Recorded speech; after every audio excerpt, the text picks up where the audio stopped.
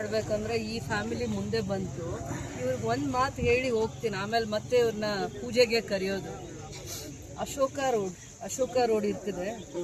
அந்த ரோடு பண்ணும் போது 3 வருஷம் கோர்ட்டில் நான் சுற்றி வந்தேன்.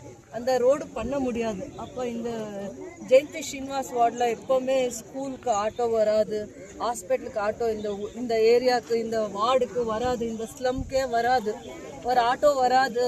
அப்படி இருக்குது இந்த ஏரியா.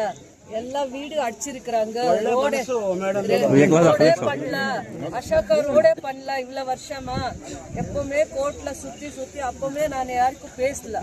இப்ப அசோகா ரோட்ல எவ்வளவு பிசினஸ் நடக்குது, மார்க்கெட் உள்ள அது பிசினஸ் நடந்திருக்குதா இல்லையா?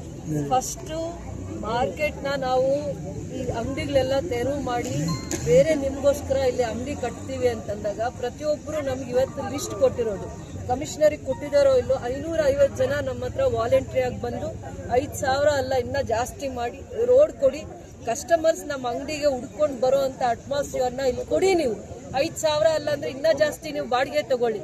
ರೋಡ್ ಇಲ್ಲ, ಕಸ್ಟಮರ್ ಮೂಗ್ ಮುಚ್ಕೊಂಡು ಬರ್ತಾರೆ, ಏನು ವ್ಯಾಪಾರ ನಡೆಯಲ್ಲ, ಇಡೀ ದಿನ ಕುತ್ಕೊಂಡ್ರು ನಾವೇ ಸರ್ವೈವ್ ಆಗಲ್ಲ, ಕೆಲಸ ಮಾಡಿದೀನಿ.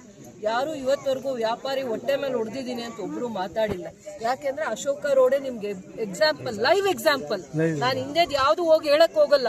ಅಶೋಕ ರೋಡ್ ಹೇಗಿತ್ತು, ಯಾಕೆ ಕೋರ್ಟ್ ಅಲ್ಲಿ ಇತ್ತು, ಅದು ಆ ಕೋರ್ಟ್ ಇಂದ ಆಚೆ ತರೋದಕ್ಕೆ ನಾನು ಏನ್ ಪ್ರಯತ್ನ ಮಾಡಿದೆ. ಆಮೇಲೆ ಆ ಹೊಡೆಯೋ ದಿನ ನನ್ನ ಹತ್ರ ಜಗಳ ಆಡಿದ್ರು. ಎಲ್ಲಿ ಜಗದೀಶ್ ಬಾಯ್ ಹೇಳಿ, ಎಲ್ಲರೂ ಜಗಳ ಆಡಿದ್ರು. ಜಗದೀಶ್ ಬಾಯ್ ಕೂಡ ಹೇಳಿದ್ರು, ನಮ್ಮ ಮನೆಗಳನ್ನ ಹೊಡೆದರೆ ಬಡವ್ರದ್ದು ಅಶೋಕ ರೋಡ್ ಮಾಡಕ್ ಆಯ್ತಾ ನಿಮ್ ಕೈಯಲ್ಲಿ, ನಮ್ಗೆ ರೋಡ್ ಕೊಟ್ರ ಅಂತ ಇವರು ಕೇಳಿದ್ರು, ಜಗದೀಶ್ ಬಾಯ್ ಕೇಳಿದ್ರು. ಆನಂದ್ ಕೃಷ್ಣ ಅಂತಿದ್ದಾರೆ, ಅವರು ನಮ್ಮ ಪಾರ್ಟಿ ಸೀನಿಯರ್ ಲೀಡರ್. ಅವ್ರದ್ದು ಬೆಳಗ್ಗೆ 5 ಗಂಟೆಗೆ ಹೋಗಿ ಅವ್ರ ಮನೆ ಹೊಡೆದಾಕಿದ್ರು, ಅವರು ತಲೆ ಬಗ್ಸಿದ್ರು. ಆದ್ರೆ ಎಷ್ಟು ವರ್ಷ ಹೋರಾಟ ಮಾಡಿದ್ರು ಅಶೋಕ ರೋಡ್ ಮಾಡಕ್ಕಾಗಿಲ್ಲ. ಇವತ್ತು ಅದಕ್ಕಿಂತ 100ರಷ್ಟು ನನ್ಗೆ ಹಿಂಸೆ ಕೊಡ್ತಾ ಇದಾರೆ. ಆದ್ರೆ ನಾನು ಮಾತಾಡಲ್ಲ. ಅದೊಂದು ಗೌರ್ಮೆಂಟ್ ಪ್ರಾಜೆಕ್ಟ್ ಆಗಿ KGF ಬರುತ್ತೆ, ಅಲ್ಲಿವರೆಗೂ ನಾನು ತಾಳ್ಮೆಯಿಂದ.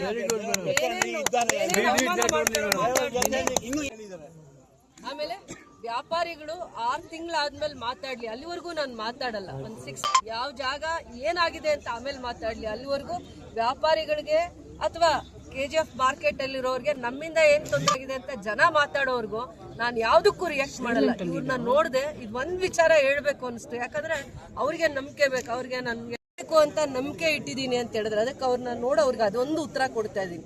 ಅವ್ರಿಗೆ ಮಾತ್ರ, ಅವ್ರ ಹಿರಿಯರು ವಯಸ್ಸಲ್ಲಿ, ಅವ್ರ ದೊಡ್ಡ ಕುಟುಂಬನ ಕಾಪಾಡ್ತಾ ಇರೋಂಥವ್ರು, ಅವ್ರಿಗೆ ಯೋಚನೆನೂ ಇದೆ. ನಾನು ಅದಕ್ಕೆ ಹೇಳ್ತಾ ಇದ್ದೀನಿ, ಲೈವ್ ಎಕ್ಸಾಂಪಲ್ ಅಶೋಕ ರೋಡ್ ಕೊಟ್ಬಿಟ್ಟು ಏನೆಲ್ಲ ನನಗೆ ವಿಘ್ನಗಳು ಬಂದರೂ ಕೂಡ ನಾನು ನನ್ನ ಪ್ರಯತ್ನದಲ್ಲಿ ವ್ಯಾಪಾರ ಮಾಡೋರ್ಗೆ ಒಳ್ಳೇದಾಗಬೇಕು ಅಂತ. ತಪ್ಪು ಮಾಡಿದ್ದೆ ಅಂತ ನಾನು ಕೇಳಿದ್ದೀನಿ, ನಾನು ಹೇಳಿಲ್ಲ, ಒಳ್ಳೇದೇ ಮಾಡಿದ್ದು. ಇನ್ನು ಏನ್ ಬೇಕು. ಆಮೇಲೆ ಇವ್ರ ಮನೆ ಹತ್ರಕ್ಕೆ ರೋಡ್ ಹಾಕಕ್ ಬಂದಿದೀವಿ ಅಂತ ನನಗೆ ಗೊತ್ತಿರಲಿಲ್ಲ. ಖುಷಿ ಆಗಿದೆ, ಒಳ್ಳೇದಾಯ್ತು. ಇವ್ರ ಮನೆಗೆ ರೋಡ್ ಇವಾಗ ಒಳಗಡೆ ಮಾಡಿದಾಗ ಅದಕ್ಕೆ ಅಮೃತ್ ಸಿಟಿ ಅವ್ರು ಡ್ರೈನೇಜ್ ಮಾಡಿದಾಗ ರೋಡ್ ಎಲ್ಲ ಡ್ಯಾಮೇಜ್ ಮಾಡಿದಾರೆ. ಅದಕ್ಕೆ ಮೇನ್ ರೋಡ್ನ ಕ್ಯಾನ್ಸಲ್ ಮಾಡಿ ಎಲ್ಲ 7 ಸ್ಟ್ರೀಟು ನಾನು ವಾರ್ಡ್ ಕವರ್ ಮಾಡಿದ್ದೀನಿ ಅಂತ ನೀಟಾಗಿ ಹೇಳಿದ್ದಾರೆ. ಬಾ ಆಯ್ತು, ಪೂಜೆ ಮಾಡಿ ಆಯ್ತು, ಹಂಗೆ ಆಯ್ತು ಎಲ್ಲ